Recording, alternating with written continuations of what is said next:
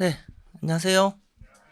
네, 반갑습니다. 예, 재무관리 이제 강의 맡게 된 어, 따끈따끈한 강사 김종일 회계사입니다. 어, 뭐 올해는 어쨌든 처음 하는 강의니까요.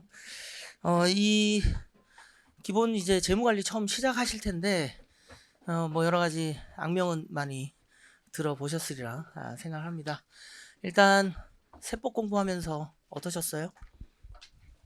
기분이 별로였죠. 그죠? 제가 조금 더 악화시켜 드릴 수 있습니다. 이 재무 관리가 조금 어, 그 세법하고는 좀 다른 게, 세법은 일단은 그 현실 세계에 있는 다양한 사건들을 다루다 보니까 사례가 많고, 그러다 보니까 법도 굉장히 구체적이고 복잡해요. 예, 그리고 사건들이 얽혀 있고. 근데 이제 재무 관리는 경제학이랑 비슷합니다. 가상의 세상에서 노는 거예요. 그래서 우리가 제일 주의해야 될 건 뭐냐면, 이 경제학이나 재무관리와 같은 이런 학문을 다룰 때에는 가정을 잘 봐야 돼요. 그래서 어떤 이론을 제가 이제 설명을 해드리면, 그 이론을 그 가정의 세상에서 이해를 하셔야 됩니다. 근데 이제 공부를 처음 할 때는 뭐 그냥 이렇게 하다 가는데, 이제 어느 순간 지나면 이해가 되고, 그러면 이게 조금 현실적인 상황이 되면 어떻게 될까? 요런 의문들이 이제 솟아나게 되는데, 그런 것들이 그 가정을 하나 완화할 때마다 논문이 한 편씩 된다라는 거. 그렇기 때문에 그런 것은 생각 안 하시는 게 좋을 것 같아요. 그냥 가정 하에서 이 모양이 이렇다, 이 모양이 이렇다. 그 다음에 이 모형을 만나다 보면 굉장히 다양한 공식들을 만나게 될 거예요. 근데 이제 공식 자체가 어떤 의미를 갖고 있는가, 그 다음에 이 공식을 어떤 상황에서 쓸 수 있는가를 잘 알아둬야 됩니다. 그래서 문제를 보게 되면 문제에다가 어떤 공식을 써야 될지 알 길이 없잖아요. 그죠? 그러려면 이런 상황에서는 이 공식을 쓸 수 있음, 이런 모형에서는 이 공식을 쓸 수 있음, 이런 것들을 알아두시는 게 좋을 것 같아요. 일단 그런 식으로 이제 재무관리가 얘기가 되다 보니까 외워야 될 것들은 굉장히 낮지만, 문제는 챕터별로 내용이 연결된다라는 겁니다. 그래서 처음 공부하시는 분들에게 당부드리길, 내가 한 페이지 한 페이지 진도 나갈 때마다 한 장 한 장 씹어 먹겠다, 이런 생각을 갖고 계신 분들이 있을 거예요. 특히 이제 공부에 있어서 완벽주의적인 그런 생각을 갖고 계신 분들이 있는데, 이빨 나갑니다. 안 씹혀요. 왜냐하면 얘네가 뭐 챕터 뭐 2, 3장에 나오는 내용이 나중에 챕터 20장하고도 연결이 되고, 또는 20장을 보고 오면 앞에 또 2, 3장이 또 이해가 가는 그런 부분이 있어요. 그래서 일단 저는 어느 정도 수준까지는 설명을 드리는데, 그걸 완벽하게 이해하지 못하셔도 괜찮습니다. 그냥 내가 처음 강의를 들을 때는 내가 하는 말에 한 70% 정도 이해를 해보겠다, 이 정도. 그 정도에서 목표는 70%에서 80%인데, 그 중에서도 실제로 내가 이해하는 건 한 50% 정도. 그리고 나머지는 이거 모르는데 어떻게 하지? 다음에 또 하면 되죠. 그래서 이해도 할 때 이제 한 번 더 보시면 돼요. 그 다음에 여기 보다 보면 통계, 확률 통계, 맨날 뭐 이렇게 검은 주머니에다가 구슬을 집어넣는데 이거를 꺼내 갖고 몇 번인지 뭐 이런 것들, 확률하고, 그다음에 통계하고, 그다음에 회귀 분석, 그다음에 미분, 적분은 거의 안 써요. 미분 뭐 그런 개념들, 그다음에 뭐 미분을 응용한 이제 테일러 곱수 뭐 이런 거, 수학적인 개념들이 나오는데, 필요한 수학들은 그런 내용들이 시작하기 전에 그때 개념들을 설명을 드리도록 할 겁니다. 그러니까 제가 여러분들의 수학 수준은 한 중3 정도로 생각하고 강의를 해드릴게요. 그리고 정 내가 수학적인 부분으로 잘 이해가 안 가, 그러면 암기하는 방법도 있어요. 일단 외우고 봐요. 그리고 나서 이런 거지, 이 공부는 얘가 요렇게 돼서 요게 요렇게 영향을 주고 B가 C한테 영향을 주고 C가 D한테 이렇게 영향을 주니까 결국은 A가 변하면 D가 이렇게 변할 거다. 이런 것들이 다 경제학이나 재무관리에서 다루는 내용인데 그거를 A, B, C, D로 매번 이렇게 인과관계를 계속 생각하다 보면 어느 순간에는 그냥 A가 바뀌면 D가 이렇게 바뀌어. 뭔진 몰라 하여간 이렇게 되면 얘가 이렇게 돼 라는 순간이 찾아오게 됩니다. 그거는 이제 인간관계를 자세히 따져서 공부를 해도 되고 그냥 암기를 해도 되는 부분이에요. 그래서 특히 재무관리 공부에서는 사람들마다 공부 방법이 너무 다르고 머리 구조가 너무 다르기 때문에 크게 두 부분으로 뭐 이해형 인간, 암기형 인간 이렇게 나눠본다면 이해를 먼저 하고 나중에 암기를 할지 그 다음에 암기를 먼저 하고 이해를 할지는 그거는 순서는 상관없어요. 네, 어쨌든 회계사 하면 되면 되잖아. 회계사 되고 바로 버릴 거면서 그죠? 뭐 필요하다고. 네, 그런 겁니다. 네, 그래서 이제 공부를 할 때 너무 부담 갖지 마시고 편안하게 이런 내용들이 있구나 라는 걸 들어보시고 공부를 하시면 될 것 같고요. 그 다음에 예습 안 하셔도 됩니다. 예습 안 하셔도 되고 대충 뭐 하루 진도량이 페이지로는 한 30페이지 정도 될 것 같거든요. 그래서 수업 시작하기 한 10분 전에 오늘 할 거 이렇게 쓱 보면서 대충 그 약자들 있잖아요. 어떤 새로운 용어들을 만날 텐데 그런 용어가 대충 뭘 의미하는가 한번 눈에만 익혀두십시오. 수업 때 이제 그 새로운 용어를 들으면 이제 그 다음에 그 용어를 가지고 또 설명을 하면 그게 뭐였더라? 라고 생각하다가 설명을 놓치는 부분이 있어요. 그러니까 그냥 용어만 약간 익숙해지도록 한 10분 정도만 한번 오늘 뭘 배우지? 하면서 쓱 봐주기만 해주시고 복습은 하실 때 이 책에 이제 연습 문제가 있긴 한데 안 보시는 게 좋습니다. 풀리면 괜찮은데 안 풀리면 그것도 스트레스거든요. 그래서 바로 연습 문제를 뭐 보실 수 있는 분들은 보셔도 되겠지만 나 연습 문제 푸는데 시간도 너무 많이 걸리고 그 다음에 이해하는데 너무 오랜 뭐 이해도 잘 안 가거나 뭐 그러면 그냥 수업 때 배웠던 내용을 그냥 복습하는 정도로 간단하게 복습을 마무리해 주세요. 그냥 리뷰하는 정도로. 그랬다가 요게 책이 총 3권이 돼 있죠. 3권으로 나눠져 있지. 그래서 이제 1권 끝나고 이제 2권 들어갈 때 그죠? 2권 수업할 때 여러분들은 그날 2권 수업을 들었으면 그 수업을 복습을 하고 그리고 1권을 다시 한번 이렇게 같이 따라와서 한번 보세요. 내가 이미 복습량을 줄여드렸으니까 남는 시간은 노는 게 아니지. 그래서 2권을 할 때 1권을 한번 이렇게 쭉 따라가면서 다시 2권 그날 배운 거 복습하고 1권부터 이제 다시 한번 리뷰. 엄한 건 건들지 마세요. 다쳐요. 그래서 연습 일단 문제풀이보다는 이쪽 재무관리는 1차에서 객관식을 맞추는 용도만이라면 문제를 좀 많이 풀어보는 게 좋을 수 있습니다만 어쨌든 2차는 주관식이란 말이죠. 이론이 머릿속에 정확히 박혀 있지 않으면 문제 접근조차 할 수가 없어요. 그래서 당장 문제 푸는 거는 뭐 이제 문제를 푸는 건 객관식 가서 조금 하자. 대신 저 강의 끝날 때까지는 이 본문과 예제 그리고 대부분의 예제가 뭘 얘기하냐면 본문에 나와 있는 이론들을 말로 설명해 놨더니 사람들이 못 알아먹어. 그래갖고 숫자로 보면 요렇게 되니까 이제 이 이론 이해 가시죠? 이걸 설명해 놓은 거라고. 그러니까 그 이론과 예제를 보면서 그 재무관리에 필요한 여러 가지 이론들을 잘 이렇게 머릿속에 넣어놓는 거 그게 중요할 것 같습니다.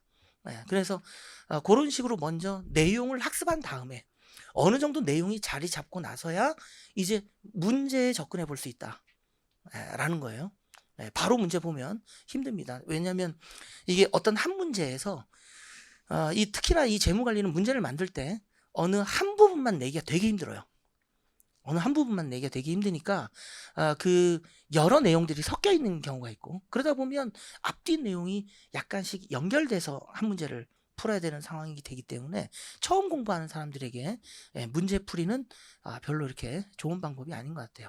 한 2번 정도 보고 나서 그 다음부터 문제를 푸는 그런 식으로 이렇게 복습의 부담을 좀 줄이되 좀 회독을 많이 하는 방식으로 여러분들이 공부를 하시면 좋을 것 같습니다. 그 다음에 뭐 나중에 설명을 드리겠지만 미리 얘기를 드리면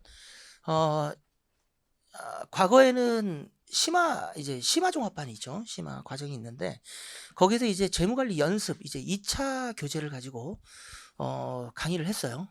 그랬더니 사람들이 굉장히 싫어하더라. 왜냐? 이게 재무관리가 기본반의 맨 마지막에 있죠.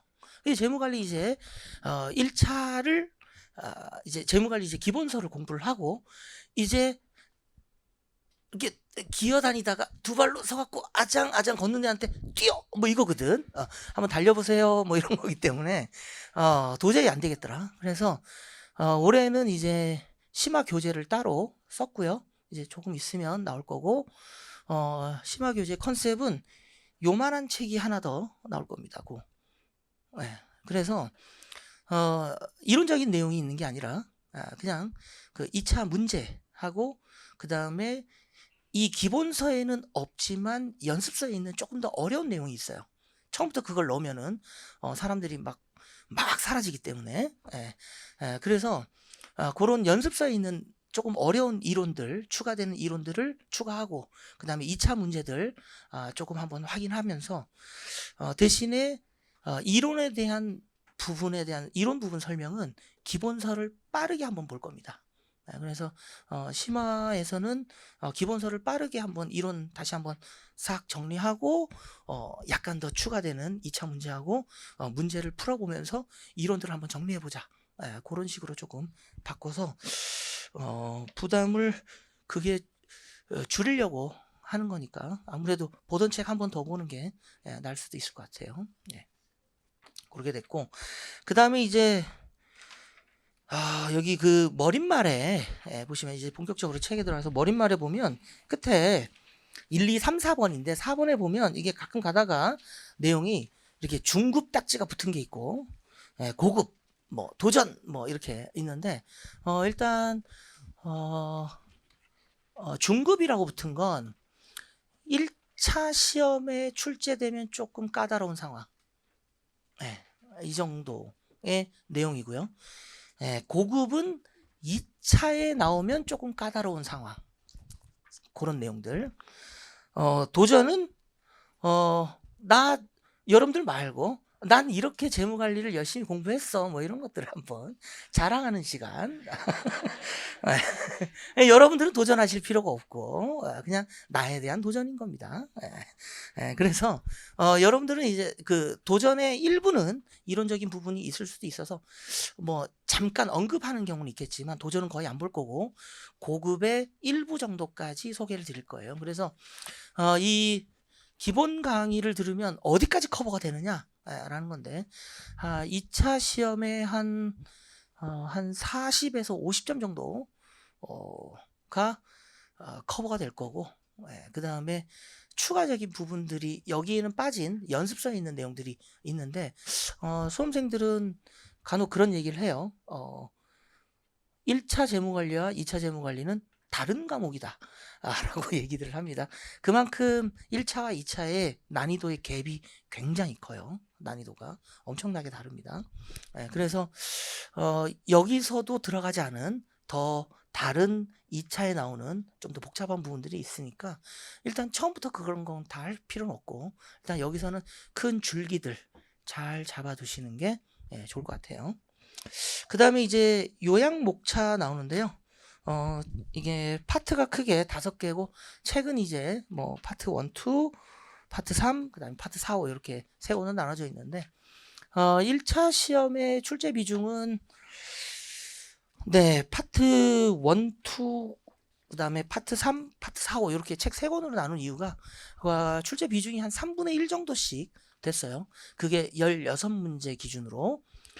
근데 지금 이제 재무관리가 32문제가 됐고 경영학이 32문제가 됐고, 그 다음에 그 중에서 이제 일반 경영학, 인사조직이 몇 문제나 나올 거냐를 생각해 봤을 때, 뭐 발표된 비중으로 보면, 재무관리는 25문제, 그 다음에 경영학은 7문제 정도 될 것으로 보는데, 발표된 기준으로는. 근데 과거에 인사조직이 1차 때 항상 8문제가 나왔어요. 인사조직이. 그럼 이제 그 경향이 그대로 간다 그러면 인사조직 8문제, 재무관리 24문제, 뭐 이 정도로 생각을 합니다. 그러면 이제 1차에서 낼 수 있는 조금 문제가 그전에는 3분의 1, 3분의 1, 3분의 1이 나왔다. 라고 한다면 이제 뭐 문제가 좀 8문제 50%가 늘어날 거 아니에요. 그러면 추가로 더 낼 부분이 어디냐라고 했을 때 그게 파트 1, 2하고 파트 4, 5에 출제 비중이 약간 더 올라갈 것 같아요. 그래서 그전에는 3분의 1, 3분의 1, 3분의 1 1권, 2권, 3권을 나눴을 때 3분의 1, 3분의 1, 3분의 1이라면 아무래도 파트 1, 2가 한 40%, 4, 3, 4면은 100%가 넘네. 그죠? 뭐 하여간 적당히 그런 비중으로, 그러니까 파트 3의 비중은 그렇게 크게 늘어나진 않을 것 같은데, 파트 1, 2나 파트 4, 5에서 추가로 뭔가 이렇게 과거에는 몇 년에 한 번씩 나오던 부분들이 이제는 좀 더 자주 나올 수 있겠다라는 생각이 들어요. 그래서 일단 문제가 40문제가 아니라 경영학이 32문제가 된 것 자체가 재무관리 문제가 그렇게까지 많이 늘어나는 건 아니기 때문에 특별히 과거와 그 재무관리라는 과목 자체가 뭐 그렇게 큰 개정이 있는 그런 과목이 아니기 때문에 과거와 특별히 시험 범위가 바뀌는 건 없을 것 같습니다. 일단 그래도 뭐 이제는 옛날에는 뭐 한 4, 5년에 한 번 나오는 시험 문제면 1차에서 4, 5년에 한 번 정도 나오는 문제였으면 그냥 적당히 보고 넘겼는데 이제는 문제가 이제 주기가 좀 더 뭐 2년에 한 번 뭐 이런 식으로 주기가 짧아질 수 있기 때문에 그런 부분들도 조금 더 약간 세세하게 좀 다룰 필요는 있어진 것 같아요. 그런 얘기고 그 다음에 이제 요약 목차에서 이제 우리가 뭘 배울 거냐라는 건데 파트 1은 저기 1 해갖고 이제 재무관리 기초는 이 재무관리 제일 중요한 게 우리가 재무관리 배우는 이유가 가치를 평가하기 위한 거예요. 도대체 이 주식은 얼마짜리야? 그죠? 그 다음에 이 채권은 얼마짜리야? 이 기업은 얼마짜리일까? 그 다음에 이런 투자를 하면 이거 얼마짜리 투자 아닐까? 뭐 이런 가치를 평가하게 되는데 그 가치를 평가하는 방법에 대해서 다루게 돼요. 아주 전반적인 내용을. 그러나 가치를 다룰 때 파트 1에서는 세상이 확실하다라고 가정을 합니다. 즉 1년 뒤에 내가 너한테 1년 뒤에 100원 줄게 라고 하면 반드시 1년 뒤에 100원을 받는 세상이에요. 여러분들이. 근데 현실은 어떻습니까? 내가 주식을 투자했어. 이거 삼성전자 주식 요거 한 8만 원 하는데 요거 사두면 1년 뒤에 12만 원 될 것 같아. 내가 12만 원으로 예상은 하지만 반드시 12만 원이 되는 게 아니죠. 뭐가 있어요? 불확실성이 있습니다. 12만 원보다 더 높을 수도 있고 아니면 반토막이 날 수도 있고 그렇죠. 그걸 우리가 위험한 상황이라고 얘기를 하는데 그 위험에 대해서 다루는 게 이제 파트 2예요. 그래서 파트 1에서는 위험에 대해서는 생각하지 않습니다. 1년 뒤에 얼마 들어온다 그러면 그냥 100% 믿으시면 돼. 1년 뒤에 무조건 들어와. 마치 은행에 예금하듯이. 은행에 내가 오늘 100만 원 예금하면서 너 이자 5% 줄게. 그러면 1년 뒤에 무조건 105만 원 받잖아요. 그죠? 그런 상황이 파트 1이라면 파트 2는 주식을 샀을 때 너 이거 100만 원짜리 주식 사면 1년 뒤에 110만 원 정도 될걸? 근데 만약에 80만 원이 되면 어떡하지? 또는 200만 원이 될 수도 있잖아.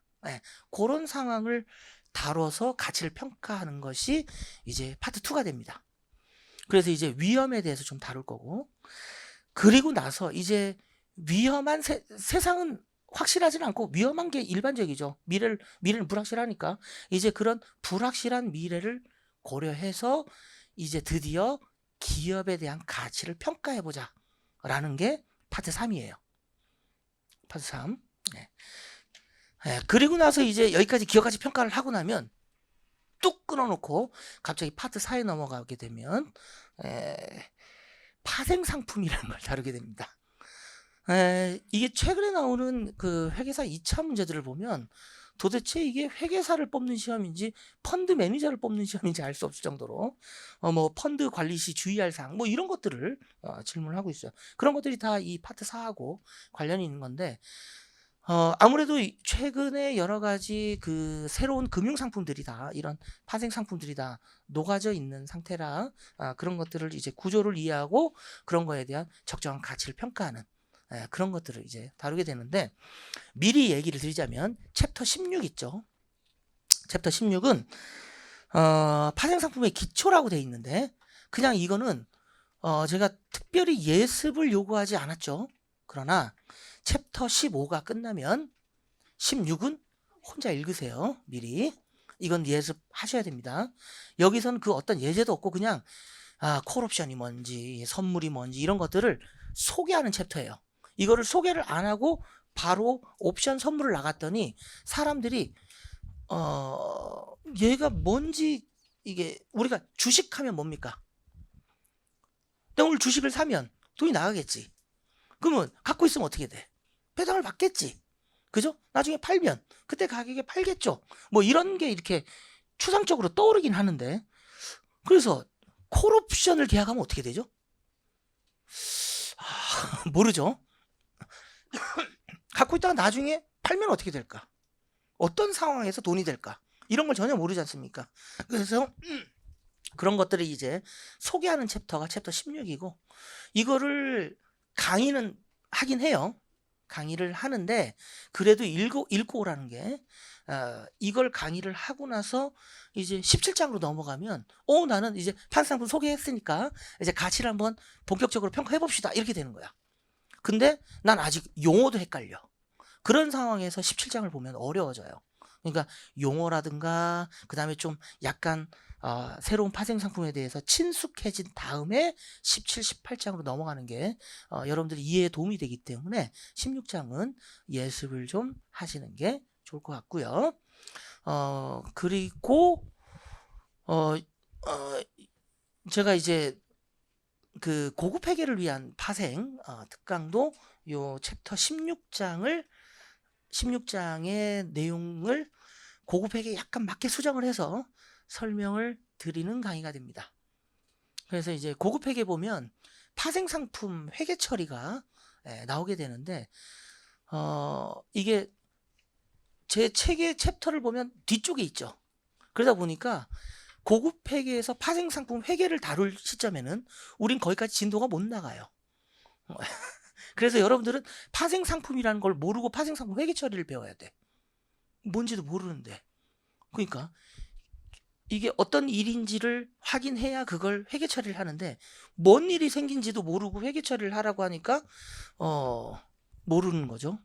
그래서 이제 그런 걸 방지하기 위해서 미리 조금 강의를 하는 겁니다. 그래서 16장을 혼자 예습하기 힘들다 싶으면 그 고급 회계 파생 특강을 들으시면 어차피 거기서 한번 듣고 그 다음에 여기 진도 나갈 때 한번 더 듣는 거니까 도움이 될 거라고 생각이 돼요. 물론 약간 포인트가 다른 면이 있어요. 그쪽에서는 아무래도 회계 쪽이다 보니까 이거를 자산으로 계상할 거냐 부채로 계상할 거냐 그런 정도의 얘기는 해드립니다. 네. 자 그리고 나서 이제 대망의 이제 파트 5가 되면 거기서 이제 가장 빡세게 도사리고 있는 게 챕터 21입니다. 채권이에요. 이 채권이 주식보다 가치평가가 훨씬 빡세요. 주식은 일단 얼마 받는지 모르잖아요. 앞으로 내가 이거 사면 1년 뒤에 배당 얼마 받아? 모르지. 그죠? 나중에 얼마에 팔아? 모르죠. 근데 채권은 알지. 1년 뒤에 이자 얼마 받고 2년 뒤에 이자 얼마 받고 알죠. 나중에 원금 얼마 받고 알죠. 그죠? 다 알기 때문에 더 까다로워요. 이상하죠? 근데 그래서 뒤쪽에 있습니다. 애들이 굉장히 까다로워요. 그런데 조금 어느 정도 난이도가 있다 보니까 시험에선 출제 빈도가 굉장히 높습니다. 내용 자체가. 그래서 이 부분하고 그다음에 챕터 22하고 23은 뭐 이제 뭐 외환 뭐 살짝 한번 쓱 보고 그다음에 23에서는 뭐 수압 우리 바꿔봅시다. 뭐 이런 거죠, 그죠? 네. 그 다음에 위험의 측정치인 뭐 밸류 앤 리스크 이런 것들을 더 새로운 것들을 배우는 그런 관계예요. 그래서 여기서 여러분들한테 미리 얘기 드리면 처음에는 그냥 잘 배워요. 처음에 잘 배우다가 챕터 8에 가서 한번 위기가 옵니다. 아, 씨발 때려칠까? 뭐 이런 거. 간당간당해져요. 예, 그리고 나서 9가 되면 챕터 9가 되면 난 회계사랑 안 맞는 것 같은데 이런 생각이 들기 시작해. 예, 그러다가 챕터 10이 가면 그래 이제 또 이렇게 약간 또 할만한 것 같아. 그러다가 12가 되면 진짜 세무사의 길을 가야 하는가? 뭐 이런 거죠. 재무관리 없는 시험에 도전하고 싶다. 뭐 이런 거. 그렇게 이렇게 주르륵 가다가 이제 파트 4가 되면 여기는 하이 파트예요. 앞에는 이렇게 조용하게 노래 부르다가 한번 세게도 질렀다가 이러는데 여기는 으아 하는데 하다가 챕터 21이 되면 뭐 이러는 데야. 진짜 막 이게 어떤 뭐 게임 같은 걸 하면 진짜 뭐 죽어라 하면서 막 스펠을 막 온갖 저주 스펠을 막 퍼붓는 그런 상황이 연출이 됩니다. 그때쯤 이제 정신이 혼미해진 상태에서 챕터 22하고 23은 이제 적당히 이렇게 보고 넘기는 거죠. 일단 제일 중요한 건 끝까지 버티는 게 중요해요. 그러니까 모르는 게 있을 수 있고 이해가 안 가는 부분이 있을 수 있는데 일단 한 번은 끝까지 들어야 됩니다. 그래야 다음에 다시 볼 때 그때 이해가 가기 시작해요.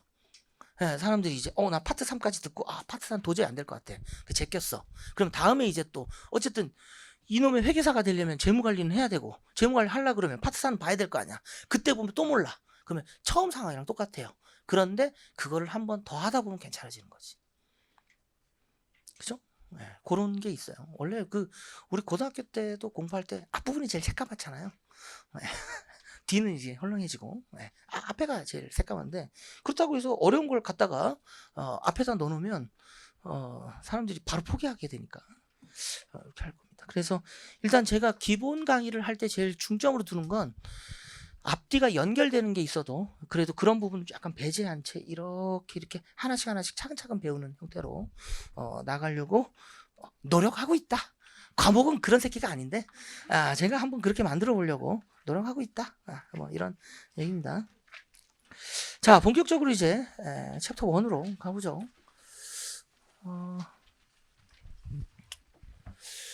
자, 챕터 1을 보면 이제 재무관리 의 뭐 이렇게 나오게 되는데 얘가 우리가 도대체 재무관리가 뭘 다루는 거냐 라고 할 때 재무를 쉬운 말로 하면 돈이고요.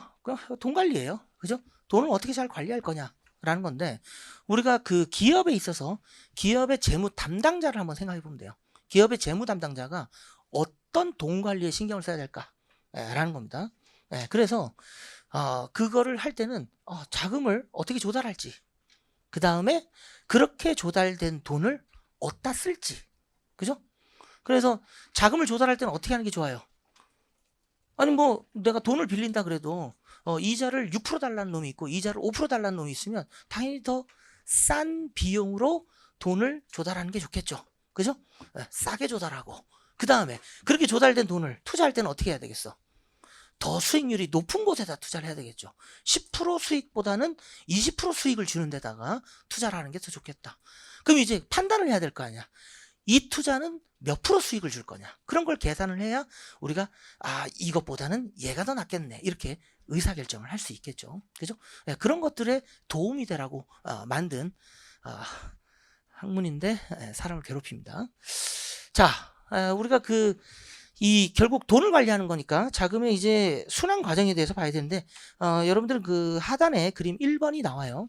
한번 보도록 합시다. 거기에 대한 설명이니까 먼저 이제 그 재무 상태표를 보게 되면 이 재무 관리에서는 차변과 대변을 엄격하게 나눠요. 차변에는 자금이 어떻게 운용되고 있느냐, 그 다음에 대변에는 그 돈이 어디로부터 조달되었는가를 나타내요. 예. 그때 자금의 조달은 누구로부터 조달이 돼요? 자금의 조달은 우리가 나는 내가 돈을 대긴 하는데 네가 사업을 잘하든 말든 난 신경 안 써. 그냥 난 안정적으로 돈 받았으면 좋겠어 라는 사람이 있고, 어떤 사람은 아니야, 네가 하는 사업 보니까 괜찮아 보여. 그러니까 네 사업이 잘 되면 나도 좀 하는 애들이 있겠죠. 그래서 투자자의 요구 사항이 사람들이 원하는 게 약간 나뉘기 때문에 결국 증권도 두 가지 형태로 발행이 됩니다. 그래서 너는 사업이 잘 되든 안 되든 고정적인 돈을 바래? 채권으로 돈을 투자하세요. 그 다음에 너 사업이 잘 되면 이득을 나눠 갖고 싶니? 그러면 주주로 주식을 사세요 라는 거죠. 근데 나는 이자도 받고 싶은데 사업이 잘 되면 이익도 나눠 갖고 싶고, 이런 놈들이 있을 거 아니야. 그죠? 그게 이제 잡종이죠. 그 하이브리드가 원래 잡종이에요. 번역하면 하이브리드 증권이라는 게 요 채권과 주식 사이에 있는 애들 뭡니까? 여러분들이 알고 있는 게 신주 인수권부 사채, 전환사채, 그런 게 요 사이에 있는 애들이야. 그 사이에 이제 뭐 우선주 뭐 이런 애들이 이렇게 조금 채권 쪽에 가깝냐, 조금 주식 쪽에 가깝냐, 요런 것들이 왔다 갔다 요 사이가 있는데, 우리는 일단 그런 애들까지 지금 다루기에는 빡세니까 일단 그냥 부채와 주식만 있는, 보통주만 있는, 우선주도 안 다뤄요. 그 정도만 우리는 주로 다룰 거다. 그래서 결국 채권자로부터 조달받은 돈을 우리가 회계로는 이제 부채라고 하는데, 우리는 타인 자본이라고 얘기하고, 주주로부터 조달받은 돈을 자기 자본이라고 합니다. 용어를 우리가 항상 어떤 내용을 배울 때 용어가 정확히 좀 정의가 돼야 이해를 하기가 쉬운데, 안 그러면 이게 똑같은 단어를 여기선 이렇게 쓰고 여기선 이렇게 쓰면 어렵잖아요. 근데 이 재무관리는 안타깝게도 법도 없고 기준도 없어요. 그래서 각 교수님들은 자기가 원하는 방식대로 정의를 해놓습니다. 그래서 힘들어요. 그래서 이게 표현이 통일되지 않아서 약간 혼용되는 표현들이 꽤 있습니다. 어쨌든 저는 약간 그런 부분을 막으려고 하는데, 실제로 기출문제를 보면 용어들이 혼용돼서 사용되기 때문에 우리는 어떤 단어를 봤을 때 이 단어가 법적으로 정의가 안 돼 있기 때문에 이 단어를 그 단어는 뭐였지? 라고 떠올리는 게 아니라 문맥을 전체를 봐서 이 단어의 의미를 추측해야 되는 그런 어려움이 있어요. 이건 경제학이나 재무관리나 마찬가지입니다. 그나마 경제학은 연식이 오래됐기 때문에 사람들이 난 이걸 A라고 부르는데 쟤는 B라고 불러. 그러니까 만나갖고 아니야 A는 이거라니까, 아니야 B가 이거라니까, 알고 보니까 둘이 같은 거야. 용어만 다르겠어. 그럼 이제 언젠가 합의가 되겠죠. 재무관리는 아직 합의가 안 됐어요. 경제학은 그래도 나름 합의가 많이 됐는데 재무관리는 아직도 합의가 안 됐어. 그냥 각자 쓰고 싶은 대로 써요 그냥. 그런 부분이 있어서 그런 용어들은 제가 될 수 있으면 나중에, 그래도 여러분들 처음 배우는 사람들이 힘드니까 정리를 좀 해드리도록 하겠습니다. 일단 여러분들이 회계에서 배우는 자본이라는 용어는, 자본, 자본금 뭐 이런 용어는 에쿼티를 의미해요. 에쿼티, 주주지분을 의미해. 근데 재무관리에서 나오는 요 자본이라는 용어는 캐피탈을 얘기합니다. 캐피탈. 이걸 우리는 자본이라고 번역을 해요. 자본, 캐피탈. 근데 이걸 이렇게 하는 거 힘들죠.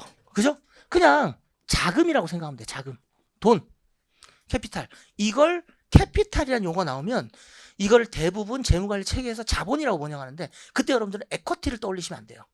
그래서 여기 타인 자본, 자기 자본 이렇게 표현을 하는 겁니다. 그리고 재무관리 그 회계랑 세법은 소유 경영자 이론이에요. 즉 회사의 진정한 투자자는 주주만 있습니다. 그래서 채권자도 삥 뜯는 놈이고 나라도 삥 뜯는 놈이에요. 그러니까 법인세로 돈이 나가면 뭘로 처리해? 비용이야. 삥 뜯긴 거야. 이자가 나갔어. 뭐 투자자 입장인 주주 입장에서 보면 삥 뜯긴 거지. 비용이야. 그죠? 재무관리는 이 둘을 투자자로 봅니다. 둘 다 투자자인데 단지 요구하는 게 다른 거예요. 나는 네가 사업이 잘 되든 안 되든 난 고정적으로 돈 받았으면 좋겠어. 또는 아니야. 난 사업 잘 되면 나눠봤으면 좋겠어. 그런 식으로 투자를 나눠서 이걸 우리가 기업 실체 이론이라 그래요. 그래서 재무관리에서는 이자로 돈이 나간 게 비용이 아닙니다. 이자로 나가면 비용이 아니라 우리가 생각해 보세요. 주주한테 배당을 줬어. 그 비용 처리해? 안 하죠. 그러니까 이자가 나가면 비용 처리를 안 해야 돼. 근데 회계는 하고 세법도 한단 말이지. 그 상황에서 내가 비용 처리가 안 됐다고 하면 어떻게 될 거냐. 뭐 이런 걸 생각해야 되는 거야. 개념이 다르기 때문에.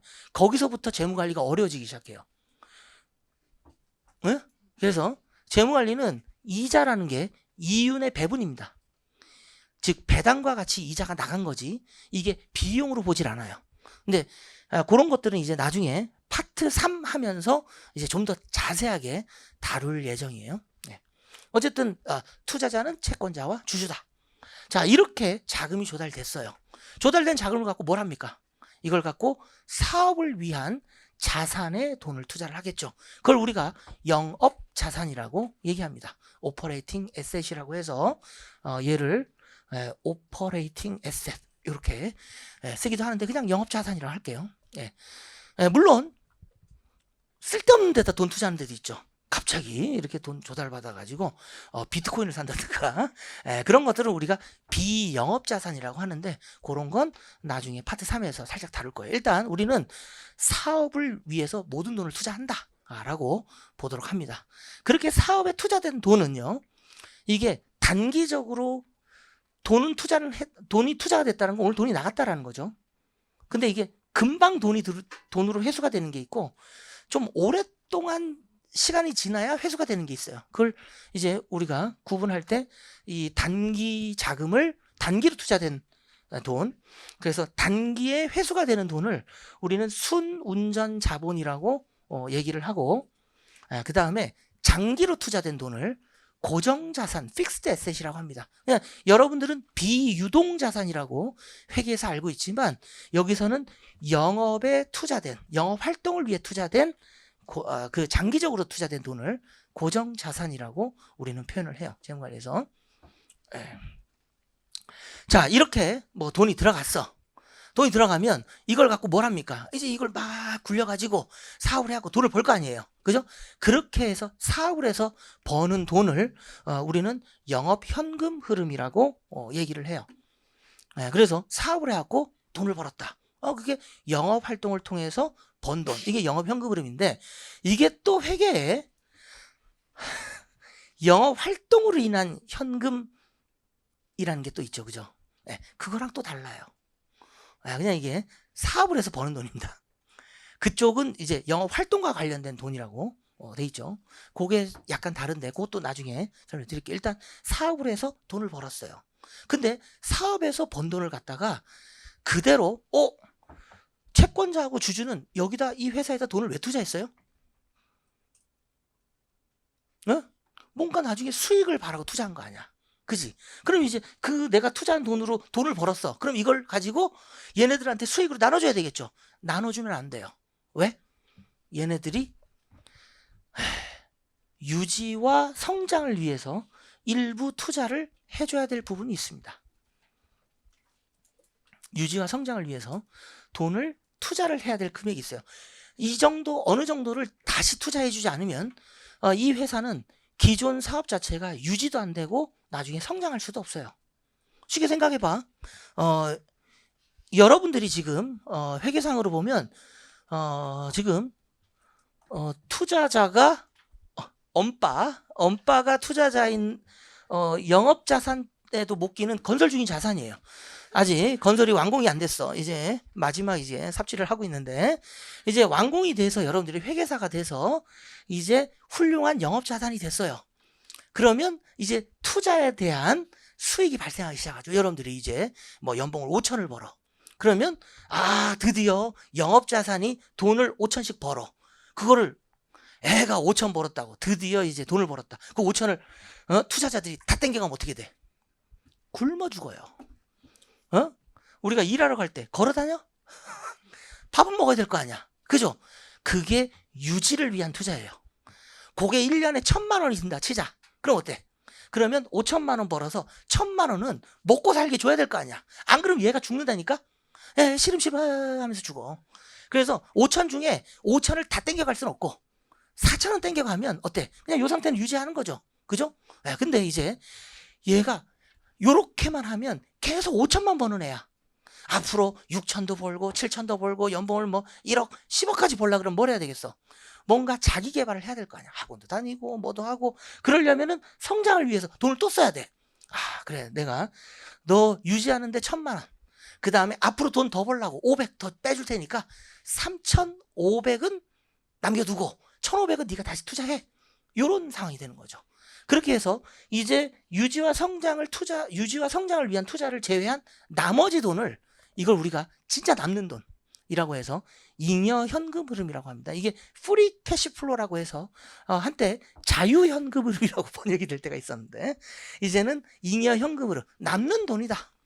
이게 진짜 자유롭게 남는 돈이다. 그러니까 우리가 5천 벌어서 1,500을 재투자를 해주면 일단 영업자산이 계속 돈을 버는데 지장이 없고, 그 다음에 앞으로 더 벌 가능성까지 생겼으니, 그리고 또 3,500만 원이라는 돈이 남는다면 이 돈은 진짜 투자자들이 회수해 가도 회사의 유지와 성장에는 아무런 문제가 없는 돈이죠.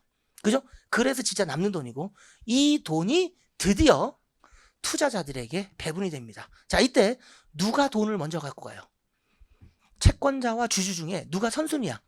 채권자가 선순위입니다. 그죠? 그래서 먼저 번 돈 중에 일단 사업의 성과와 관계없이 일단 이자를 먼저 채권자한테 가죠. 그리고 이자를 제외한 나머지가 누구한테 가요? 그게 주주한테 가는데, 우리는 보통 배당이라고만 생각하지만 주주들은 배당을 받지 않아도 돈을 벌 수 있는 방법이 있어요. 뭐죠? 사실 누가 주식 투자하면서 배당을 신경을 써? 주가가 오르는 게 더 우선하냐, 그지? 그래서 이러한 이자를 제외한 나머지 금액들이 결국은 배당이나 주가 상승의 형태로 누구에게? 주주에게 돌아간다. 그런 의미에서 먼저 이자가 채권자한테 가고 나머지가 주주한테 흘러가게 되는데, 이런 이유에서 우리는 주주를 자녀 지분권자라고 한다. 채권자가 먼저 딱 자기가 받아야 될 몫을 딱 떼고 난 나머지는 다 내 거. 이런 개념이죠. 네. 그런 의미에서 우리는 주주를 자녀 지분권자라고 얘기한다. 뭐 이런 거예요. 자, 이때 우리가 이제 재무관리에서 주로 다뤄야 될 게, 그 3페이지 보시면 제2절 재무관리 기능이라고 나와요. 그죠? 기능이라고 나오는데, 거기 보면 이제 어떤 내용이 나오느냐, 이런 내용이 나옵니다. 운전자본 관리라는 용어, 자본예산, 자본구조 이론 이렇게 나오는데, 그 이따가 책 보면서 체크를 해드릴 거고, 일단 설명만 드려요. 우리가 그 조달된 돈을 투자를 할 때 단기적으로 투자된 자금을 어떻게 운영할 거냐, 그걸 다루는 게 운전자본 관리예요. 우리가 앞으로 배울 겁니다. 그 다음에 그 조달된 돈을 가지고 어떤 투자를 해야 될 때, 이 투자라는 게 회수에 굉장히 오래 걸리는 거죠. 예를 들어서 공장을 하나 져두면 이게 나중에 나 그만하고 싶어 라고 해갖고 중간에 뺄 수도 없는 거고, 한번 투자하면 뭐 5년, 10년 이 정도 막 이렇게 걸쳐서 돈이 들어오는 거 아닙니까? 그런 장기 플랜에 대해서 우리는 그것을 자본 예산이라고 불러요. 그래서 이 운전자본 관리는 사실은 중요도가 상대적으로 많이 내려갑니다. 운전자본 관리는. 그래서 재고자산 관리 어떻게 할 거냐, 매출 채권은 어떻게 관리할래, 매입 채무는 어떻게 관리할래, 이런 것들이 주를 이루는데, 그 기존의 재무관리에서는 시험에 많이 안 나왔어요, 얘네들이. 그래서 주로 나오는 건 요 자본 예산하고 자본구조 이론. 이쪽은 뭐냐, 내가 돈을 땡길 때, 돈을 조달할 때 부채로 돈을 많이 땡길 거냐, 아니면 내 돈을 많이 투자하는 게 나을 거냐, 이런 거죠.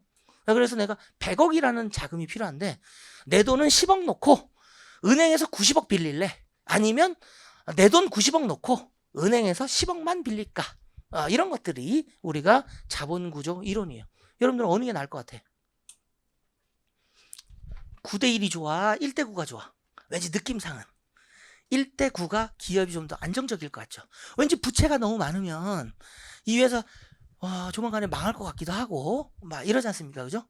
근데 그렇게 꼭 나쁜 일만 있는 게 아니다라는 것들을 여기서 배워요. 돈을 많이 빌리면 뭔가 수익성을 극대화시킬 수 있는 좋은 점도 있습니다. 그래서 부채를 많이 쓰게 되면 수익성은 좋아지는데 대신에 이 회사가 중간에 가다가 망할 가능성이 생겨. 네? 그 다음에 부채를 적게 쓰면 망할 가능성은 조금 사라지는데 돈이 좀 안 돼. 요런 상충관계가 있어서 그렇다면 얘를 몇으로 땡기는 게 제일 좋지? 뭐 이런 것들을 우리가 다루게 되는 게 자본구조 이론이고요. 그 자본구조 이론 중에서 가장 유명한 모형이 뭐 MM 모형이라고 나중에 배우게 되는데, MM이라는 분들은 자본구조 이론에 대해서 그냥 네 마음대로 땡기세요 하고 노벨상을 받았어요. 난 모르겠다. 부채를 많이 땡기든 뭐 적게 땡기든 난 모르겠고 그냥 아무렇게나 하세요. 다 똑같으니까 라고 하고 노벨상을 받았다. 뭐 이런 거예요. 자, 어쨌든 이런 것을 우리가 다루게 될 겁니다. 네. 그래서 이제 책에는 이렇게 나와 있죠. 이제 차변 대변으로 우리가 나눠서 재무관리 기능을 알아보자라고 했을 때 이때 여기 고정자산 투자 결정이 이제 자본예산이라고 나와 있고, 그 다음에 자본조달 결정에서 나오는 것이 바로 어디 있냐, 어떤 방식으로 이제 자본 비용이라는 걸 최소화시키는 조합 뭐 이런 거예요. 그래서 자본 조달의 최적 조합을 찾는 거, 이걸 우리가 자본 구조 이론에서 다루게 되는 내용이 됩니다. 자본 구조 이론에서 하는 내용이고요. 그 다음에 뭐 이거를 이게 다가 아니에요. 이게 어떤 책은 2개만 써놨어. 운용을 어떻게 할 거냐, 조달을 어떻게 할 거냐, 이렇게 써놓고, 그 다음 저는 운용, 조달의 배당, 이렇게 3가지로 나눈 책이 있고 7가지로 나눈 책이 있어요. 그러니까 이게 제목이 다 달라서. 근데 이제 이 동그라미 3번 이 배당 결정 기능은 이런 겁니다.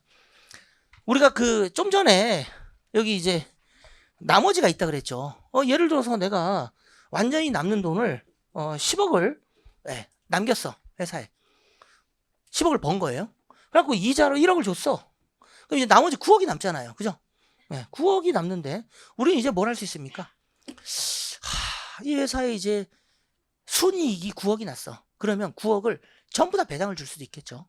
근데 배당을 다 안 주고 어떻게 할 수 있어요? 뭐 배당은 2억만 주고 나머지 7억은 유보를 해서 다시 투자 자금으로 쓸 수도 있겠죠. 그죠? 그때 나는 9억을 벌었다고 했을 때 얼마만큼 배당하는 게 가장 좋을까요? 그런 걸 다루는 게 배당 결정입니다. 사장이 물어보는 거지. 여러분들이 기업의 재무 담당자로 생각하면 사장이 물어보는 거야. 야, 우리 9억 벌었어 올해. 이거 배당 얼마나 해? 라고 하는 거죠. 그죠? 역시 그 MM이라는 분들이 가서 뭐라 그래? 아무렇게나 하세요 라고 합니다. 그래서 이제 배당 결정에서는 도대체 이거를 얼마를 배당으로 지급하고 얼마를 유보로 남겨놔야 되는가, 이걸 이제 의사결정을 하는 것이 이제 재무관리자가 할 일이다라는 건데, 얘네들을 크게 보면 이것도 하나의 조달 결정 기능에 포함시키는 책들도 있다. 그래서 크게 보면 자금의 운영과 조달을 다루는 것이 재무관리다 라고 여러분들이 알아두시면 되겠어요. 자, 여기에 용어를 보다 보니까 하나가 나옵니다. 이 자본 비용이라는 용어 나와요. 자본 비용이라는 용어 나와요. 코스트 오브 캐피탈이라는 용어 나오는데, 이걸 여러분들이 이제 코스트 하면 자꾸 이렇게 원가라고 생각해서, 코스트 어카운팅이 비용 회계가 아니잖아요. 원가 회계잖아.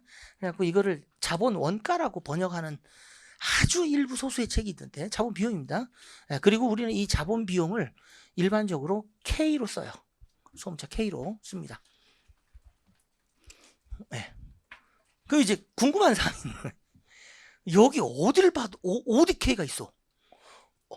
어디를 봐도 K가 C가 돼야 될 것 같은데 왜 K야? 뭐 이런 건데, 이게 캐피탈이 독일어로 하면 카피탈이라고 합니다. 뭐 그래갖고 K를 쓴대요. 중요한 거 아니죠, 그죠? 어쨌든 자본 비용이라는 게 우리가 K로 이렇게 나타내면 그건 자본 비용이라는 걸 나타낸다. 그럼 도대체 자본 비용이 뭐냐라는 거야. 자본 비용이 뭔 것 같아요? 자본 비용이 느낌은, 내가 자금을 땡기면 투자하는 사람 입장에서는 뭐예요? 투자에 대한 대가를 요구할 거 아니에요. 채권자는 이자를 요구할 거고 주주들도 뭔가 요구를 할 거 아니야. 그죠? 그래서 자금 조달에 대한 지불에 대한 대가, 그걸 우리가 자본 비용이라고 얘기를 합니다. 이 자본 비용에 대해서 조금 더 알아보도록 해요. 왜냐하면 중요한 개념이기 때문에.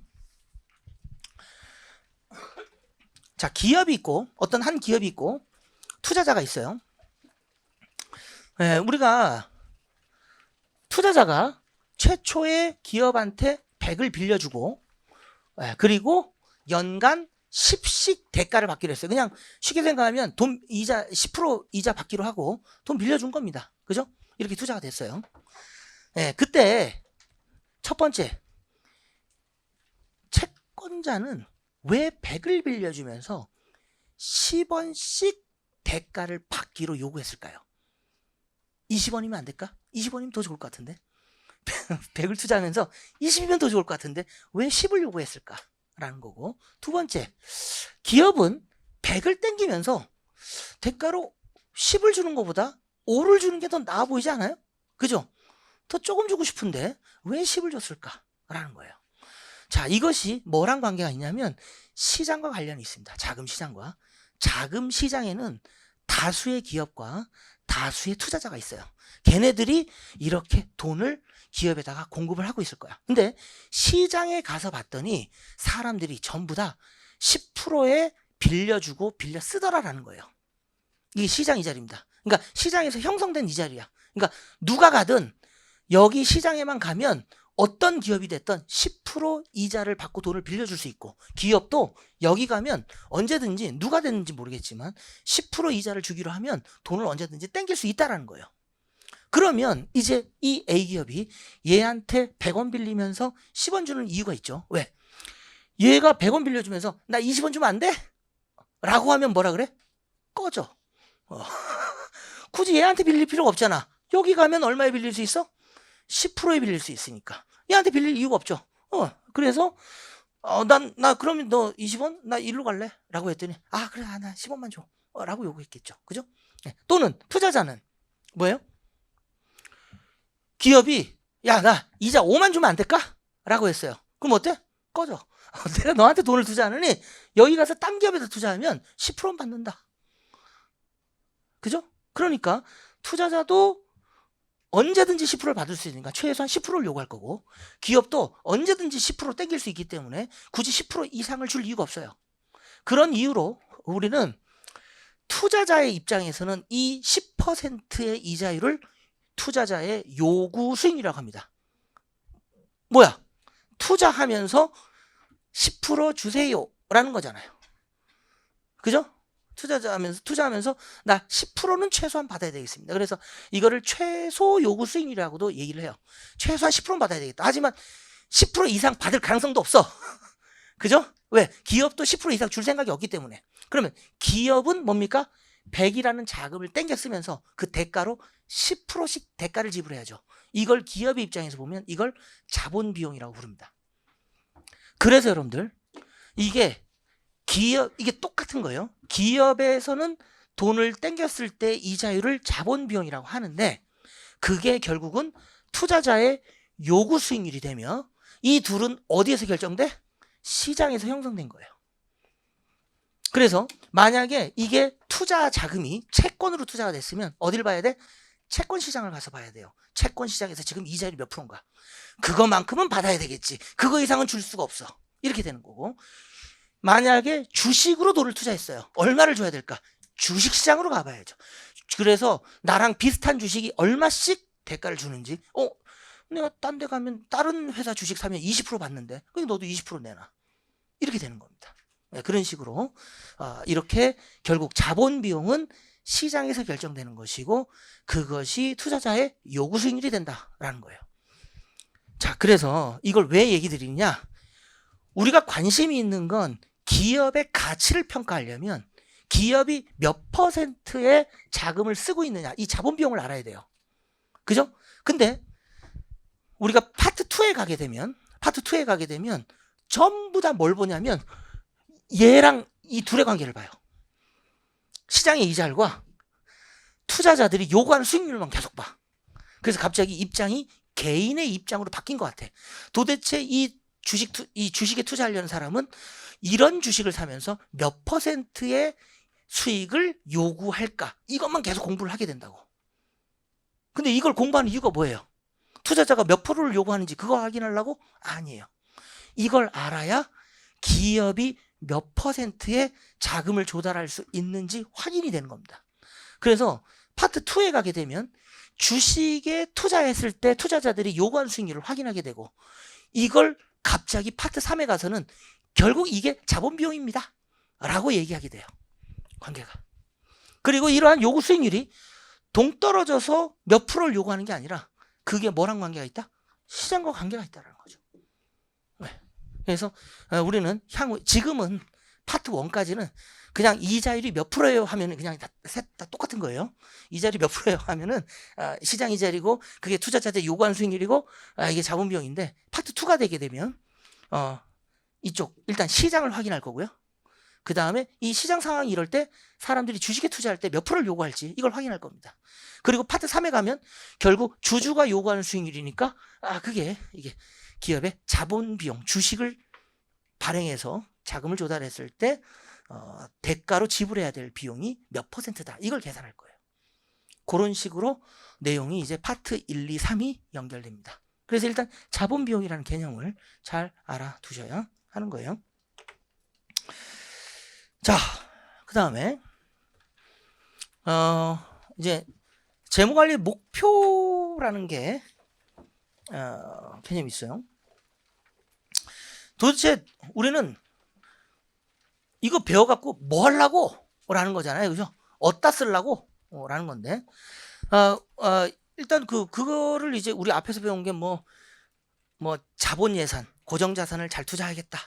그 다음에 뭐도 하겠다라는 건데, 거기에 대해서 그럼 도대체 무엇을 위해서 이 의사결정을 하는가를 목적이 있어야 될 거 아니에요. 그죠? 도대체 뭘 위해서? 그래서 처음에 사람들은 이 재무 관리를 하는 목표를 이익의 극대화로 봤어요. 여기서 이익이라는 건 회계적 이익입니다. 그래서 회계적 이익이 큰 게 회사 입장에서 좋은 거 아니냐라고 했었어요. 근데 이 회계적 이익에는 굉장한 문제점이 있어요. 이 회계적 이익의 극대화는 문제점이 어마어마해. 그 문제점들이 이제 하나씩 등장하기 시작합니다. 첫 번째로는 회계적 이익 개념이 불분명하다 이거야. 자, 회계적 이익을 극대화하래요. 우리 목표가 사장한테 지령을 받았어. 너 회계적 이익을 극대화해 라고 했을 때, 그러면 1년 이익을 극대화하는 게 맞아요? 한 달 이익이야? 10년 이익이에요? 거기에 따라서 우리 의사결정이 다 달라져요. 목표를 뭘로 세우느냐에 따라서. 여러분 생각해봐. 여러분들이 하루의 행복의 극대화를 위해서는 지금 여기 있으면 안 되지. 재밌어요? 이 재밌을 리가 없잖아. 오늘 하루의 행복의 극대화를 위해서는 여러분들의 의사결정은 여기 있지 않는 겁니다. 그죠? 1년 행복의 극대화를 위해서도 여기 있지 않는 거예요. 굉장한 장기간의 행복의 극대화를 위해서 여기 앉아 있는 거라고. 그쵸? 이렇게 목표가 달라지면 오늘의 의사결정이 달라져. 근데 회계적 이익을 극대화를 했더니 도대체 단기 이익인지 장기 이익인지 알려주지 않으니까 이게 오늘 내가 뭘 해야 될지 모르겠는 거예요. 단기 이익을 위해서라면 내가 요걸 해야 되는데 장기 이익을 위해서는 오늘 약간 손해를 봐야 되고, 이런 문제가 생기는 거야. 그죠? 네. 그 다음, 화폐 시간 가치를 무시한다 라는 거예요. 선생님, 재무회계에서도 화폐 시간 가치 합니다. 현재 가치 열심히 계산하고요. 그죠? 그 다음에 현할차 우리도 있어요. 이러는데, 안 돼요. 왜냐하면 기본적으로 회계는 이익을 구할 때 이 화폐 시간 가치 개념 무시해요. 자, 예를 하나 보면 여러분들 오늘 어떤 회사가 주식을 100원 주고 샀어. 그리고 1년 뒤에 얘가 107원이 됐어요. 오늘 100원에 산 주식이 1년 뒤에 107원 받고 판 거야. 그러면 이익이 얼마야? 100원 주고 샀고 107원 들어왔으니까 7원 벌었지. 라고 회계적 이익이 7원이라고 좋아하고 있어. 재무관리는 뭐라고 하느냐? 자, 이 100원을 가지고 내 은행에다가 한번 넣었다고 해보자. 은행 예금 이자율이 10%라고 한번 해봐요. 은행 예금 이자율이 10%. 그러면 나는 이 100원을 넣으면서 아무런 위험도 없이 그냥 100원을 은행에만 넣어놔도 1년 뒤에 얼마가 됐을까? 110원 됐겠죠. 그게 107원 된 거야. 내가 주식을 사면서 365일 주가가 내일 오를까 내릴까 이거를 부들부들 떨면서 그걸 그 위험을 부담한 대가로, 그리고 1년을 기다린 대가로 7원을 벌었는데, 은행에다 예금했으면 365일 두 다리 쭉 뻗고 자는데도 10원이 벌렸어. 이건 손해지. 그죠? 이게 이익 자체가 화폐의 시간 가치를 무시한 거예요. 네? 100원을 넣어놨으면 10원은 그냥 벌리는 거야. 1년 지나면. 그 이상을 벌어야 이익이죠. 그죠? 네. 그래서 회계상으로는 이익이라고 나오지만 재무관리적으로 보면 이건 손해인 겁니다. 이 주식은 살 필요가 없고 이걸 사느니 은행 가는 게 나은 거예요. 위험도 떠안지 않고 돈 버는 거니까. 그죠? 네.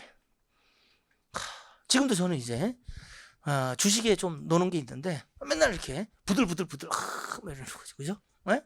우리가 주로 쓰는 그 주식 투자에 쓰는 전략이 이게 BMP 스트래티지라고 있어요.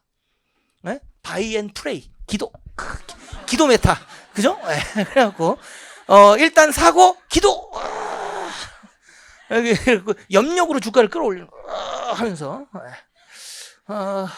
그래갖고 지금 저도 이렇게 물 떠놓고 기도 중인데 요새 오늘 증시가 워낙 안 좋아갖고 다 안 좋아. 네, 그 와중에 뭐 라인이 뭐 팔아 제껴지니 어쩌냐면서 거기도 좀 그래요. 어쨌든 건 팔지 않으면 손해는 아니다. 뭐 이런 개념으로 가고 있어요. 이런 생각이 드는 거지. 그 돈을 여러분들은 원금 이상이 되면 돈을 벌었다고 생각했지만 나는 돈을 넣어놓으면 이거 은행에 넣어놨으면 얼마 됐는데 그 이상은 돼야 주식 투자한 의미가 있는 거죠. 그 차이가 있는 겁니다. 화폐 시간 가치를 고려할 때.